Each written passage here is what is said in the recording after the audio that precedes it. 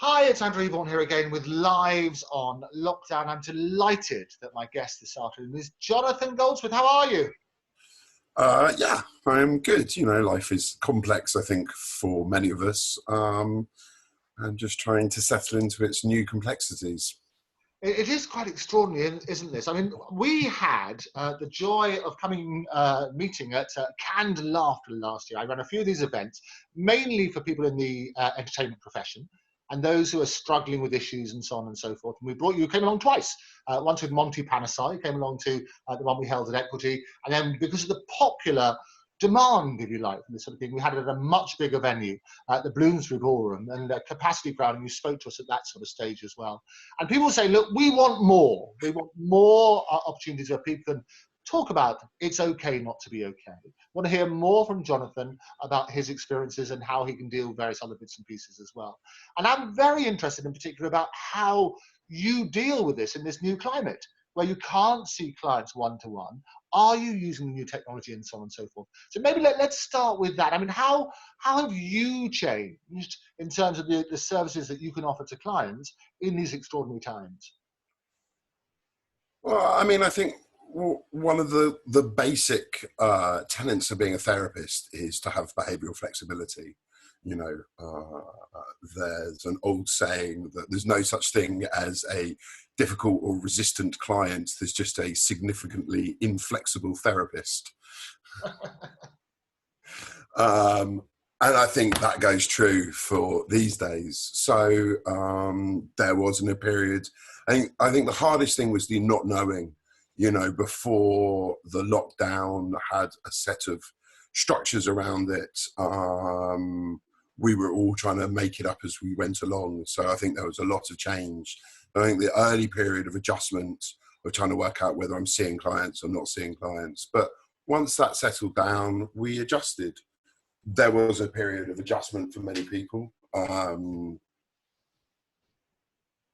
I've also I made adjustments in how I worked. I'm part of a group of therapists on a website called welldoing.org. And very early on, they asked their therapists, would they be willing to offer low cost therapy during this time?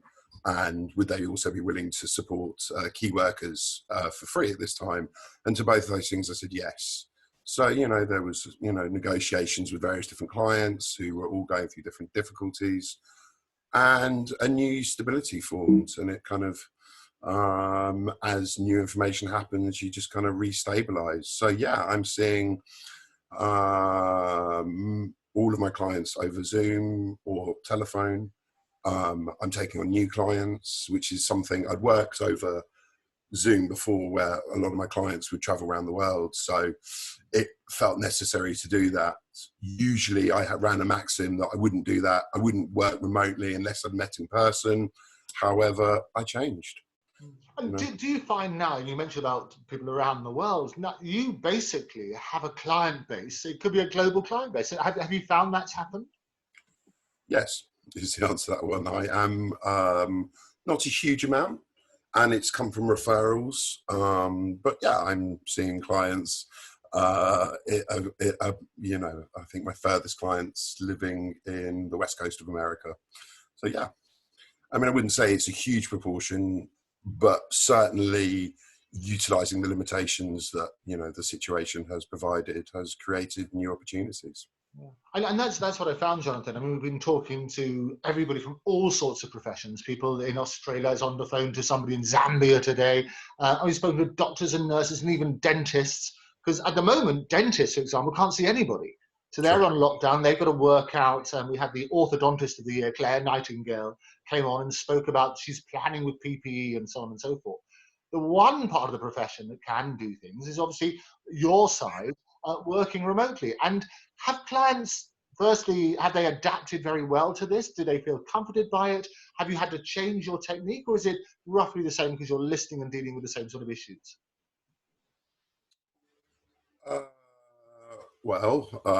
As to how my clients have adapted, I mean, we get feedback is the answer to that one. I elicit feedback and try and find out what works. You know, I try and there's certain parameters that I ask of my clients where possible. You know, take 15 minutes before the Zoom call, don't treat it like a meeting, make sure your emails are turned off. So some basic housekeeping that helps. But there is an incredible amount of flexibility and opportunity, and it's still the work. You know, people have done this in a variety of different forms. One of the people I learned from, I remember this is early on in my training, reading a book written in 1910 about healing and meditation, and in the book there was a technique that we were learning right now, and I was like, his name is Stephen. I was like, Stephen, it's amazing. Look, there's this technique from 1910 and we're doing it now. And his answer is, well, you know, in every generation and every format, this work will show up in some way and somehow. So, you know, it's trying to keep it to that. But I actually think you made a really interesting point. You know, one of the other things I do is I work with artists on some creative collaborations.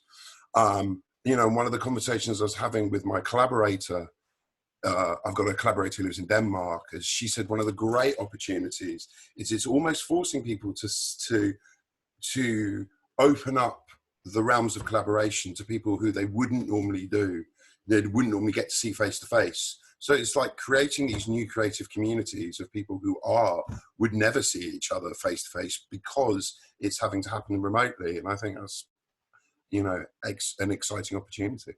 Well, no, phenomenal. And I'd say the feedback, because it's a very important relationship, isn't it, with how you pick the person you're going to share with.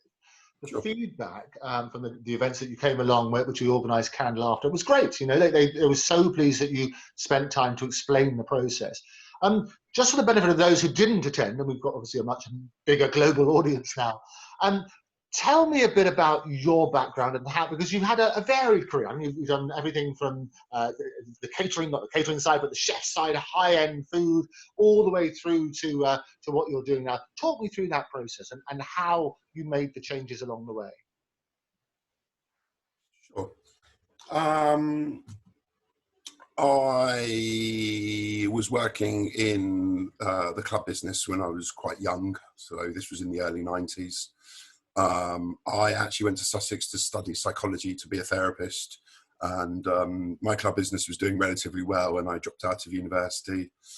And I ran clubs for a number of years, and that kind of transitioned into moving into venues, which then moved into food, and I was front of house.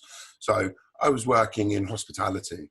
I mean, I think the thread through putting on clubs, running restaurants, and the work I do now is hospitality, you know, it's that attention and care that you give to somebody. I think one of the roles you do as a therapist is you give them the benefit and the quality of your attention. You know, you're there to be hospitable, you know, and I think something, certainly looking after people in restaurants and looking after, you know, people in clubs and festivals has given me an understanding of how important it is when people feel looked after, or, you know, they feel like they're being held and they can relax a little bit. Certainly in this work, so I made the change. I was working in restaurants in London in the end of the 2008, and it just wasn't working for me anymore. I didn't really know what I wanted to do. I decided to do a bit of learning, a bit of studying, and it just progressed from there.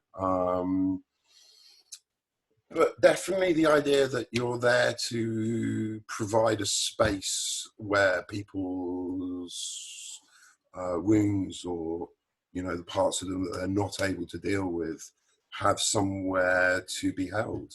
I think that's a really important part of my work.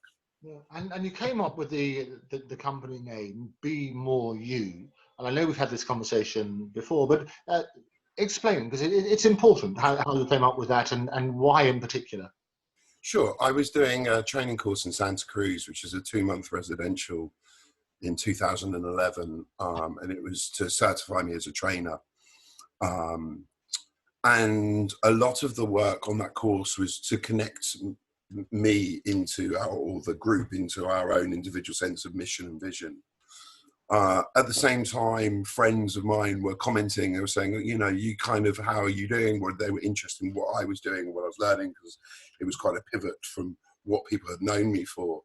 And you know, they were saying, oh, you seem more happy, you seem more resilient, you seem, you know, to be in a better space. And, you know, I just kind of uttered the immortal words, so I just feel more me.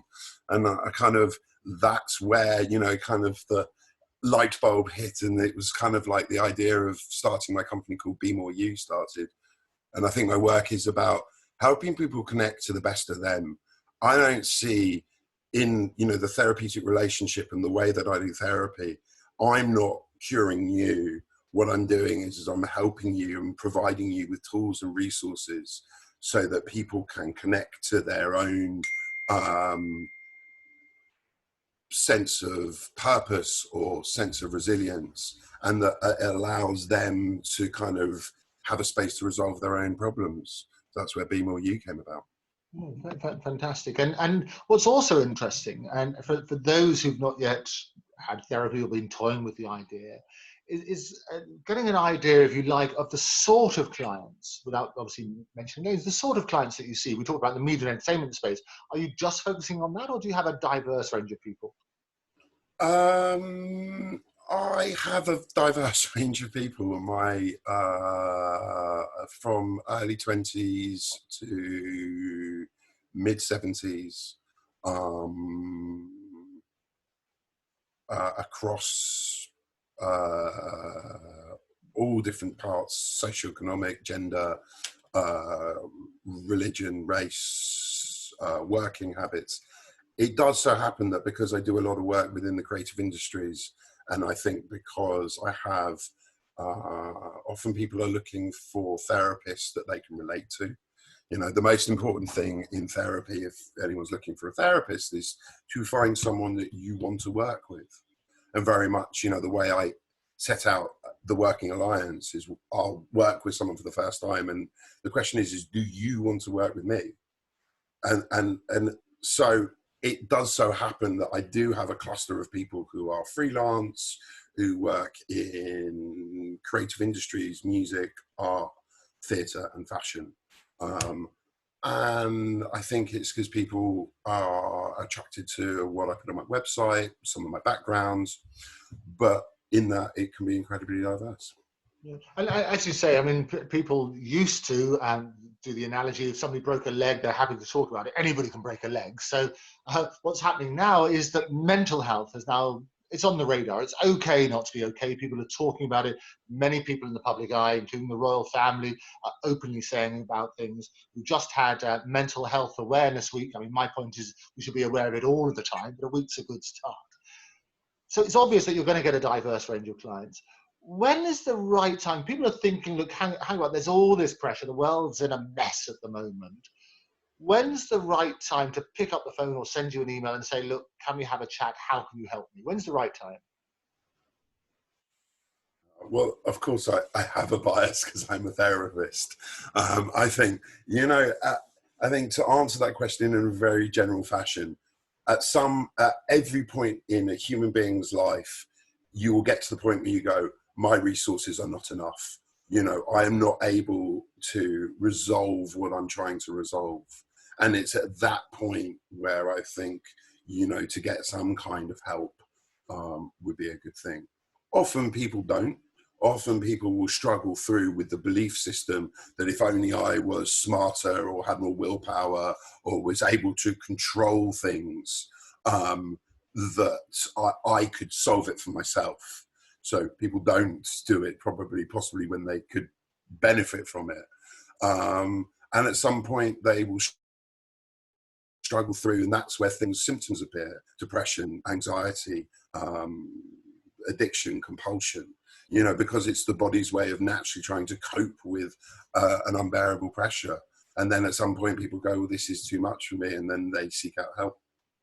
And just to say, I think they're the lucky ones. Yeah. I don't think everybody does it. And I think there are people who suffer unnecessarily, who believe that they are not worthy of getting help.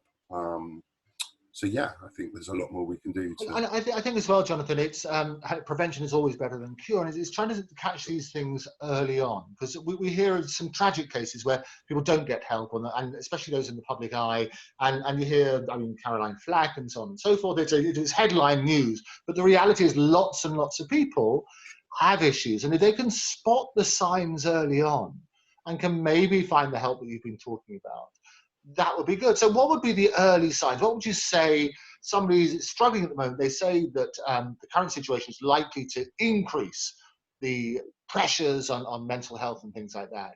What are the early signs that people should turn around and say, actually, let me see if I can get a bit of help? What should people be looking out for? Well, usually it's a feeling, you know, anytime one feels helpless, or one doesn't feel like we understand our own meaning or why we're here. You know, we can all have moments of existential crisis where we ask ourselves, what's the purpose? But anything that becomes pervasive or becomes, you know, sticks with us, you know, to a degree, I think, you know, the analogy I use is often if you were going to a gym, you would seek out a fitness professional to, you know, at least give you a routine. You know, I think more and more, and I think some of the most exciting changes are actually in education and the way that children are being dealt with. I mean, I think it's amazing. And if you know, Sesame Street are doing a course on mindfulness for children. I think that is utterly, utterly brilliant. And I think more and more, or the earlier and earlier that we can catch people and give them tools to practice self-resilience or practice acceptance, the better. However, it will take a long time and many generations to change.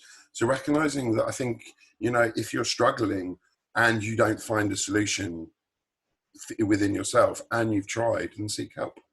Yeah, and I think you make a good analogy, because people can do a daily exercise, and actually, when you're talking about it, exercise not just good physically, but it is good mentally. Walking, where I am, bang in the heart of London, it's a fantastic way of releasing pressures and things like that. Just having a wonderful walk in the park. I mean, are there daily routines that you do or you recommend to people to keep their mental health up? Oh, completely. For me, I see therapy as actually existing when my clients are not with me and can take what they've learned in the sessions and utilize it for themselves. Very much, I'm a therapist that believes in active practices. You know, what they are individual for each person, but it's find something that works, find something that settles, that creates a mind-body connection, find something, and it can really be anything, as long as it works for you and has some meaning for you. And yeah, I think, you know, more and more the studies are showing that you should be doing something like 45 minutes each day. Now, what the great thing is, it can be 15 lots of 3 minutes. You can take a pause every hour and just kind of get back in. You know, the process of psychotherapy is the process of creating a conversation between the conscious and unconscious parts of self and keeping that conversation flowing. Often, you know, from a technical point of view, what happens is our conscious mind and our unconscious mind splits, and that's where these problems kind of emerge from. So anything that creates a mind-body connection and feels personal and feels useful would be a great start. Okay. So talk me through, for people who haven't had sessions with a therapist before, what should they expect? Well, like every client's different. I think every therapist is different. You know, I think it's really good to have a sense of what you're looking for in the individual therapist. You know, one of the great experiences that taught me a lot is we were asked to go find our own therapists as part of training. Some training providers offer you a therapist. We would say, go off and do it. And we were like, well, how do you do that? And they're like, I don't know. How do you do that? So, you know, I had the experience of trying to actually seek out my own therapist, which for me involved a lot of Googling, a lot of phone calls, and a lot of one-off meetings where I didn't quite feel that there was rapport. And then I've had 2 long-term therapists in my career. And I found someone who I felt understood by, who It just felt kind of it was a kind of more of a felt sense rather than a intellectual sense. This is somebody I want to work with, and then just explore. And then, so I think it's a case of finding somebody, recognizing that, like all relationships, there are good fits and not so good fits. And so it really is a relationship, and it's a relationship built on trust as well, isn't it? Completely. Absolutely. Absolutely built on trust. And as a therapist, I mean, you get the world and all your clients' burden on you. Who is a therapist to the therapist? Well, there's multiple ways to answer that. The person, what I've trained to do is to learn how to be a therapist. So, you know, when you say the burdens are on me, it's not, it's the burdens on the professional therapist, who's also called Jonathan. So, you know, I have a practices and tools that, you know, I'm not, the Jonathan who I am with my friends is not the Jonathan who I am with my clients, as it should be. But also, you know, as a therapist, I am in therapy myself, because sometimes clients will come along and bring up subjects that might have triggers for me, and it's really useful to have a space to process that. I'm also a perfectly flawed human being, as we all are, so I also have my own stuff to deal with, and it's important while I'm working to know that I've got a clear space, and know that if something's come up for me during the week, that I've got somewhere to compartmentalize it and process it. And I'm also in therapeutic supervision as well, which means I have another therapist I work with who I don't identify any of my clients, but I talk about specific cases. And so it's kind of a supervision. I also take part in peer vision groups. So, you know, it's a constant process of self-care as a therapist. And looking at that process and talk me through a little bit more. They've done through, we've talked about how you find a bond with somebody you might relate to, because it's a very close relationship, very intense sometimes, I imagine. You've done that. They made the phone call. They said, I've discovered Jonathan. I've seen this. I like what he said on his website. I think we can do this. What can they expect in the first conversation they have with you, the first therapy session? Well, usually, I mean, the first therapy session is, I've got to do some housekeeping. So there are some standardized questions I've got to go through, health issues, previous mental health issues. Usually then I find out, I listen to them and find out what they're there for. You know, what is it they want to achieve in therapy? It's also important for me to feel that I'm the right therapist for them. So there are some people who I may feel may have benefit of going to someone more specialized in a specific area, or for some reason. So I don't always see all the clients that come and see me, but most importantly, they get a sense of me. I mean, you know, you talk about one of the disadvantages of Zoom or working remotely is that you don't get a kind of physical presence. You know, as all human beings, we walk into a place, we meet someone for the first time, we can tell through eye contact and body language and handshakes, or, you know, as we get a felt sense for that person. So, you know, at the end of that session, as I said, I say, do you want to work with me? And they'll say yes. We'll have done some history, depending on how much it's rooted in their past experience. We might carry on the history in the second session, but it's always asking them, you know, what do you want to achieve? And for me, the most important thing is to give my clients agency. So I say, you know, if you want to come back next week, the choice is on you. This is your work to do, and it's your choice to come back, you know, if you see a benefit. So we have a number of ways of tracking that. You know, I often say, you know, let's review it in 6 sessions time. And, you know, are the things you want to achieve getting closer to you or further away? You know, do we need to adjust the way we work? Sure. And the sessions themselves, they're about an hour long. Is that the traditional session? I actually tend, when I was doing face-to-face, I do 90-minute sessions. Some of the work I do, I'm a certified hypnotherapist as well, which I integrate into that work. I find that some of that work, it needs a little bit of space to breathe. So sometimes it's useful to do 90 minutes. Sometimes I see people for 60 minutes. Again, with Zoom, and you know, especially with the coronavirus, you know, some people I've said just call me and go for a walk around the block and we do a 10-minute chat, but usually it would be a 60 or 90-minute session. Right. And you mentioned about hypnotherapy as well. When people come to you and say, okay, I recognize that I would like some help, some assistance because of the various challenges, what are the different therapies that you offer? You mentioned hypnotherapy for one of those, and talk a bit more about each of them. It's a bit like the ingredients of a soup. You know, what you would taste would be the soup itself. You might be able to pick up a hint of, you know, cumin or a hint of fennel in it, but you're tasting, you know, the kind of the whole. For me, I've trained in a variety of different approaches. So integrative psychotherapy, which is an approach that takes a little bit from every different kind of the major strands. Outcome orientated psychotherapy, really drilling down into what clients want. Self-relations therapy, helping people build relations to themselves. It's called Generative-Change, but it's understood as a hypnotherapy. Hypnotherapy is a way of utilizing how the body processes states of consciousness. So, you know, reading is a form of hypnosis. If you want to, anytime you're having a internal experience. So it's being able to use those naturalistic experiences that we do to help people. And then my own development as well. I go off and do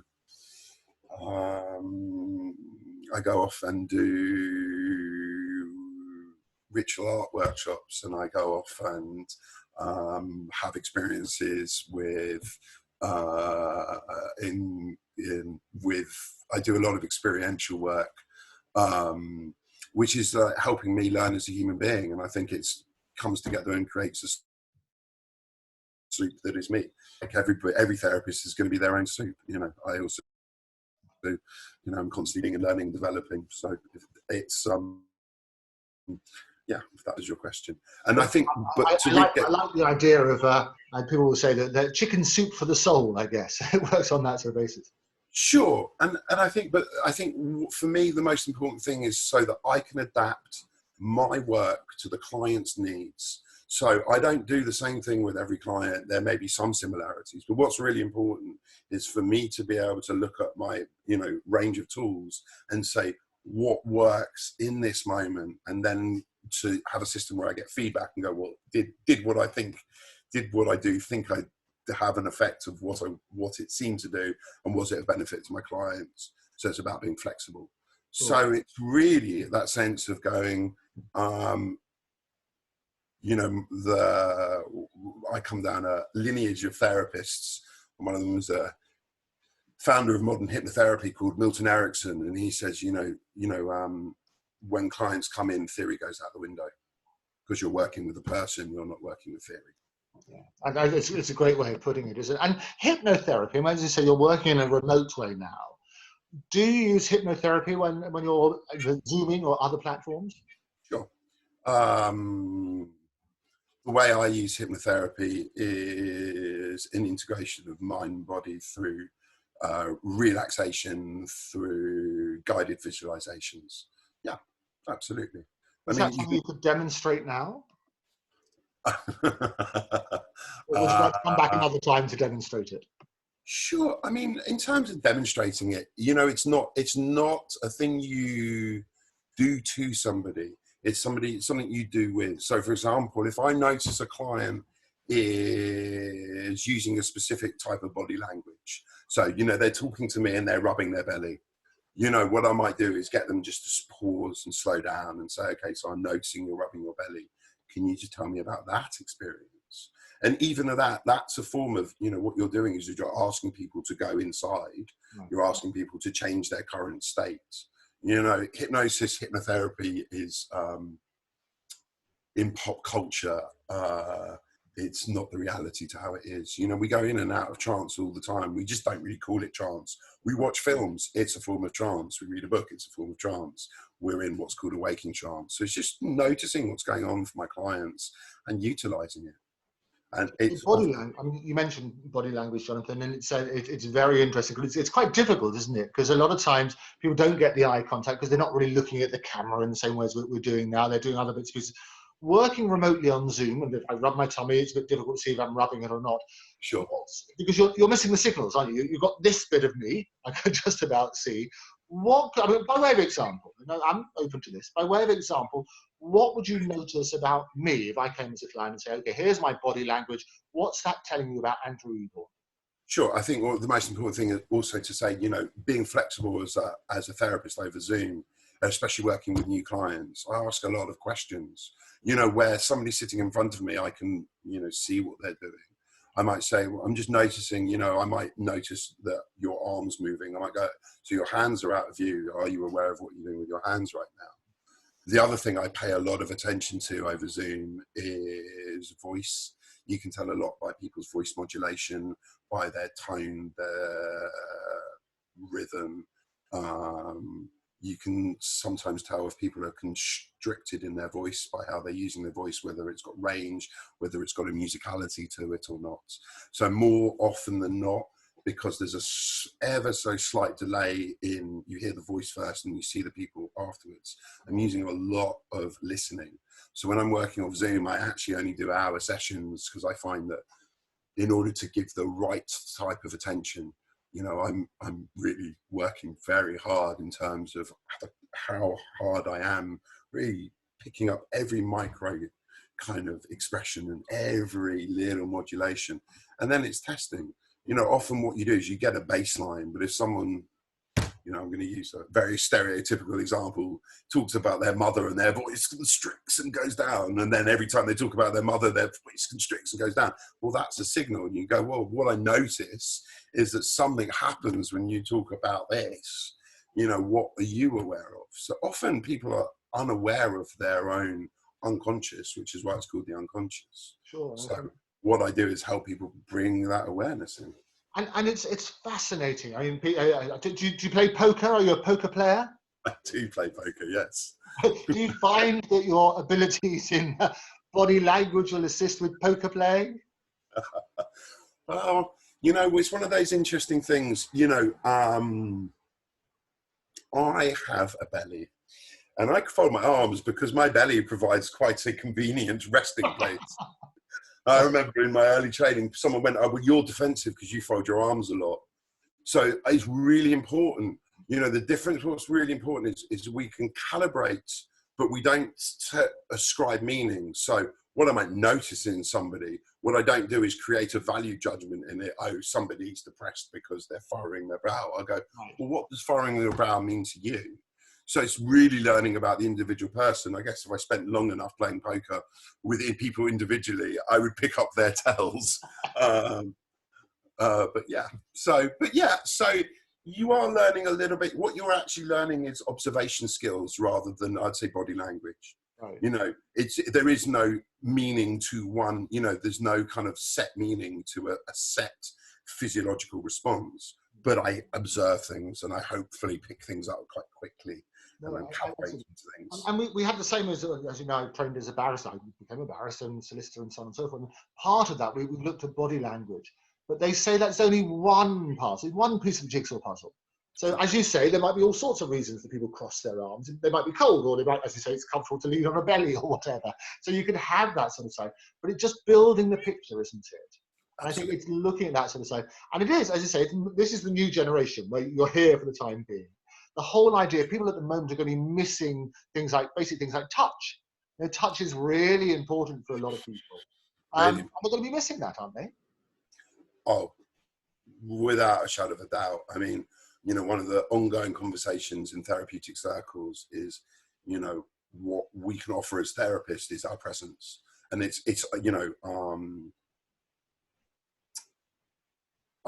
we won't use touch, but we can use the gift of our attention and where we can touch people in a non-physical way, just by being with somebody. I've both, I do that as a therapist, and I've experienced that very powerfully, therapeutically myself, just having someone sit with you. So I think we're all learning, and I think we're all working that out for ourselves. But You know, I think once you've built up a rapport with somebody, and you're really listening to them, you're giving them an opportunity. And I think, you know, there is a somatic quality that's missing, or a physical quality that's missing. But I think, as I said, we can work extra hard to give the quality of our attention. You know, there's something you also, I don't think in a real life session, you would stare at somebody in quite such an intense way, where I, you know, even like now I'm looking at you and I'll be, you know, so even in a normal session, your eyes might wander. So I think it changes. I think you just learn to pick up, you know, as you said, body movement is one part. You try and calibrate to breathing, you know, and the skills that we've got. So for example, one of the things we learn is to try and experience the world from our clients. So if our clients have, you know, some people have a pattern where under stress they pause in their breathing. You know, so sometimes what we do as therapists is we practice their own body language back. So if I stop breathing, going at this point, go, well, what would that do for me? So we've got to relearn those skills in a new way. But, you know, the skill base is the skill base. And I think a skilled therapist is able to do a sufficiently good enough job, no matter what the medium. And in terms of therapy, as you say, it's now the Zoom room, 60-minute sessions are normal. And is it once a week, or however often they need it, or how are you doing it? Every client, again, without sounding like a broken record, mostly it's once a week. Some clients I've worked with for a long time, and they'll dip in and out of therapy. You know, I become a resource for them. So I've heard from someone after a period of time, and they'll come and see me every so often. Some people will say, most people be once a week, and then there's all sorts of stuff. People might say, I'll see you for 6 sessions after having seen you for a year, and just to top up. Some people just do it as a check-in. You know, we can be a lot of things to a lot of people, and I think that's also being the flexibility. I'm a coach as well. So some people might go, okay, so thank you very much for helping me with this, but now I'm looking for some coaching around my life goals or my business. So you become an ongoing resource for people. And talk to me then about the coaching, since you mentioned that. You're a therapist, you can do that, but how does the coaching differ? And give me an example of what you would do. I mean, traditionally, it's often the difference is often what people bring to you. So as a therapist, people will bring you their therapeutic issues. You know, as a coach, what I work with is I work with a lot of things, but my kind of what I tend to do is work with people's creative visions. You know, I've done a lot of work on my own research around, you know, the structure of creativity, you know, or the structure of people's goals. So people will come to me and going, I'm not quite fulfilled in what I'm doing. Can you help me with this? So the main difference is actually what you're working with. So, you know, when people come for the coaching, quite often it's future orientated. It might have something in the past, but it's basically, what do I want to create out the world, or what does the world want to create for me? So with therapy, it's, you know, my life is at the point where I need to create something new. So it's often in the questions we're answering rather than in the work we do, if that makes sense. Yeah, well, absolutely. Well, just to finish, and it'd be lovely if you can come back at some stage. I know you're a very busy man, especially you've got all these Zoom meetings backwards and forwards, but it'd be lovely. And you juggle this with a young family as well. How old's the little one now? 3.5. There you go. So I've been there, so I know the demands that you have. I was a bit older now, but it's if you're going to give 3 top tips, yeah, for whether it's on the coaching side, whether it's on mental health generally, I'll put you on the pressure here. You can tell by the body language the pressure is going to be there. But 3 top tips to finish us today. What would they be? You know, recognize that you're worthy as a human being, every human being, of being able to ask for help at some point. You know, we will do it in so many different modes. We will get a plumber if our sink breaks. You know, we'll get an electrician.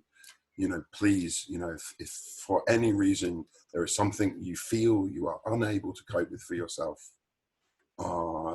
then reach out for help. There is a huge realm, and I'm going to mention it again. I hope it's okay. You know, the organisation I'm part of, which is welldoing.org, is one of the many, many great organisations that are really pulling together at this time and offering support for people, no matter what their financial background is, for people who want help right now. And there's a lot of it there. You know, I think as a community, you know, one of the great things is the opportunity to come together. So that's my top tip number one. My top tip number two is be kind to yourself. We're, you know, as you know, we are in unknown territories, and what happens at that point is, you know, our emotions can feel like they get more extreme. We might be experiencing, you know, more anger than usual, or sadness.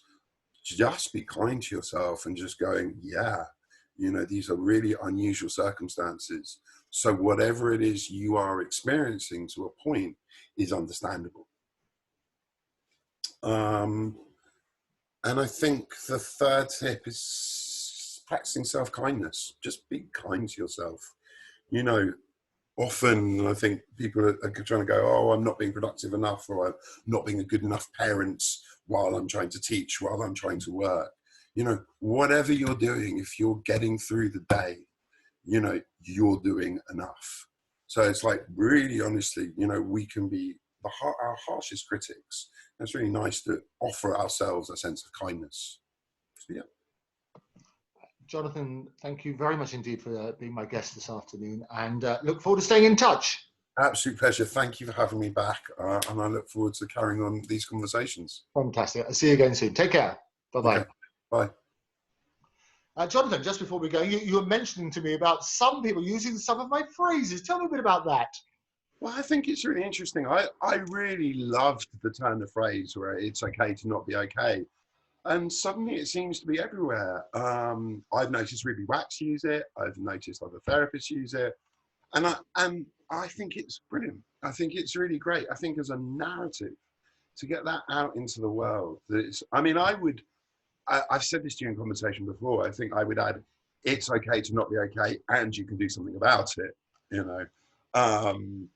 But it's interesting, isn't it? You said Prince William used it as well? Yeah, absolutely. And my wife came and told me, because as you know, it's a phrase that I coined when we talked about the therapy sessions last year, and we called it canned laughter, because canned laughter is artificial laughter when you're hiding all sorts of emotions, and confirming to people it's okay not to be okay. Now, as a copyright lawyer, and you wisely said, Andrew, you should be raking it in now, all these people, every time, ka-ching, it's got to be. Well, I mean, it's an interesting, I find it really interesting that it's kind of hit the zeitgeist in that way. And, you know, yeah, it's really interesting how many people are using it. So every time you hear it, just say, copyright Andrew Eborn. Exactly. That was a canned laughter project. It was a canned laughter project, and it's documented. Yeah. People are very welcome to use it with appropriate license fees. Get in touch. It's got to be good. You'll be hearing from the lawyers, the writ's in the post. It's got to be a real tonight. Thank you very much for joining me. Take care. Pleasure. Thank you. Bye-bye. Bye-bye. There you go. Jonathan Goldsmith again here on It's Okay Not to Be Okay. Thank you for pointing that out. Yes, it was. All those years ago at Canned Laughter when we launched the event. And I'm delighted it's part of the narrative. If it's come round that people are now using this and it works as a catalyst, it is something that we live by. It is a mantra. And I want people to talk about mental health, not just during Mental Health Awareness Week, but always, because mental health is always there. Break your leg, you tell people, you boast about it. People sign the cast, that's what they used to do, didn't they? Mental health issues, we all have issues, we all have challenges. Together, we can make a difference. It's okay not to be okay. Thank you very much for joining me. I will see you next time. In the meantime, be good, be safe, and stay alert.